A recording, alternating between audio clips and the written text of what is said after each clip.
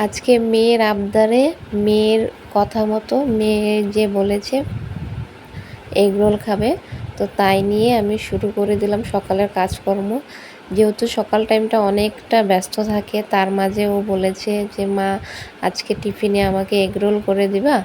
তা আমি বলছি ঠিক আছে।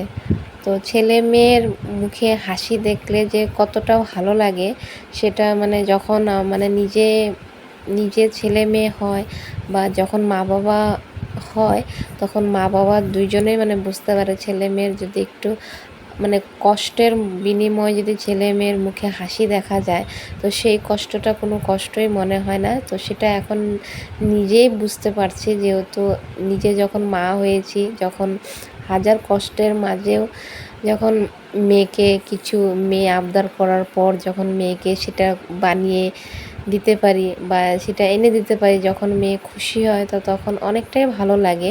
হ্যাঁ, দুষ্টামি তো অবশ্যই করে, সেটা আলাদা কথা, কিন্তু তবুও যখন মানে ও হাসে, মানে আমি কিছু একটা ও বলার পর বানিয়ে দেওয়ার পর ও যখন খুশি পায়, খেয়ে বলে মা খুব ভালো হয়েছে বা পাপা এটা খুব ভালো লেগেছে, তো তখন সত্যি খুব মানে সে যে কষ্ট করে মানে বানিয়ে দেওয়া বা কষ্ট করে আর পাপা এনে দেওয়া, সেটা তখন আর মনে হয় না মেয়ের মুখের হাসি দেখে।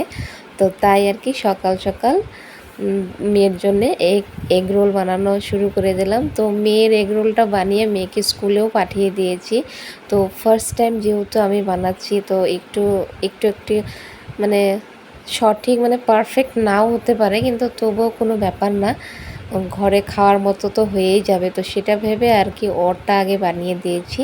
তো ওকে বানিয়ে টিফিনে করে দিয়ে দিয়েছি, যেহেতু স্কুল চলে যাবে, তো তাই আগে ওরটা করে এখন আমি আমাদেরটা করছি।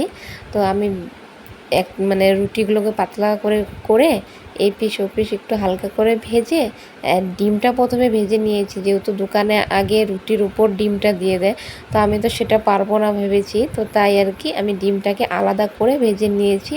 তো ভেজে নেওয়ার পর রুটিটা ছেঁকার পর আমি রুটির উপরে এগ রোলটা দিয়েছি, আর শসা আর পেঁয়াজ দিয়ে উপরে সস দিয়ে দিয়েছি। এই দেখো এগ রোলটা। তো তোমরা দেখে বলো কেমন হয়েছে।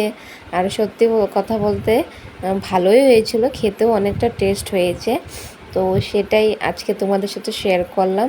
তো কেমন হয়েছে বলো, ভালো লাগলে একটা লাইক করে দিও, আর নতুন হলে আমার চ্যানেলটাকে সাবস্ক্রাইব করে দিও।